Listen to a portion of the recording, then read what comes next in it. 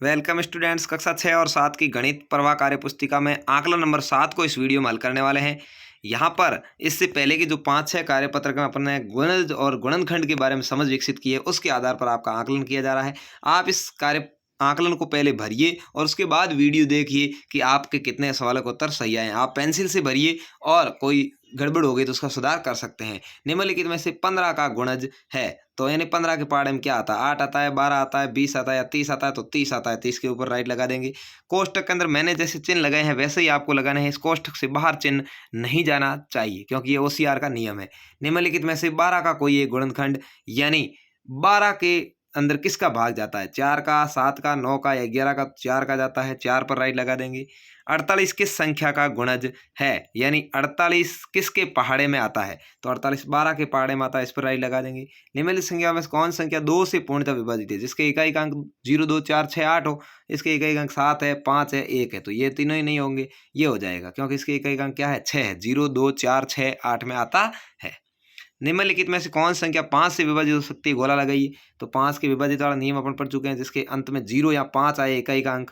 ठीक है, तो यहाँ देखिए 60 में 0 इस पर लगा दीजिए, 75 में 5 है लगा दिया, 115 में 5 है लगा दिया, और इसमें हाथ 785 में 5 है, अंतिम इकाई का अंक लगा दिया। 555 में इकाई का अंक 5 है, इधर 0 है, तो यहाँ लग जाएगा।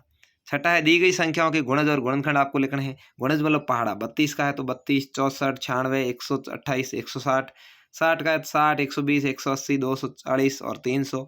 गुणनखंड है तो 32 के देखिए 1 और 32, 2 और 16, 4 और 8, 800 के 32, 5, 6 और 7 का भाग नहीं जाता।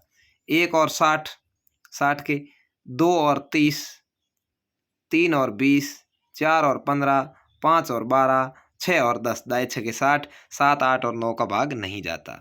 ऐसे ही 7वां है, निम्न के सारों गुणनखंड ज्ञात कीजिए। देखिए 27 के पहले गुणनखंड करेंगे 1, 3, 9 और 27। 90 के करेंगे, यही ऊपर जो आए हुए हैं वो। 15 करेंगे 1, 3, 5, 15। अब इसके सारों गुणनखंड ज्ञात करेंगे, यानी जो तीनों में आए हुए हैं। सारों गुणनखंड का मतलब होता है सब में आया हो, तो 1 सब में आया हुआ है यहाँ लिख देंगे और 3 सब में आया हुआ यहाँ लिख देंगे। इसके अलावा कोई संख्या नहीं है। इसमें छोटा बड़ा पूछते हैं तो छोटा तो 1 है और बड़ा 3 है, ऐसे भी पूछ सकते हैं। दी गई संख्या को गुणनखंड लिखिए और बताइए कि दी गई संख्या भाज्य है या अभाज्य। तो भाज्य कौन सी होगी? जिसके 2 से ज़्यादा गुणनखंड होंगे। अभाज्य कौन सी होगी? खुद और 1 के अलावा किसी का भाग नहीं जाए। तो देखिए यहाँ पर 48 के गुणनखंड है 1, 2, 3, 4, 6, 8, 12, 16, 24, 48 बहुत सारे हैं, तो ये भाज्य है। 35 के 1, 5, 7 और 35 मतलब इसमें भी 2 से ज़्यादा है तो भाज्य है। 63 के 1, 3, 21 और 63 ये भी भाज्य है। 57 के 1, 3, 19 और 57 ये भी भाज्य है। यानी इस तरह से ये आकलन बहुत ही आसान आपके लिए रहा है। यदि इस आकलन में आपके अधिकतर सवाल सही हुए हैं तो आप वीडियो को लाइक करके मुझे बताइए, मुझे पता चले कि आप कितनी अच्छी पढ़ाई कर रहे हैं। और चैनल को जरूर सब्सक्राइब कर लें क्योंकि आपके जो अर्धवार्षिक वार्षिक के पेपर है वो भी यहाँ पर अपलोड किए जाएंगे। धन्यवाद।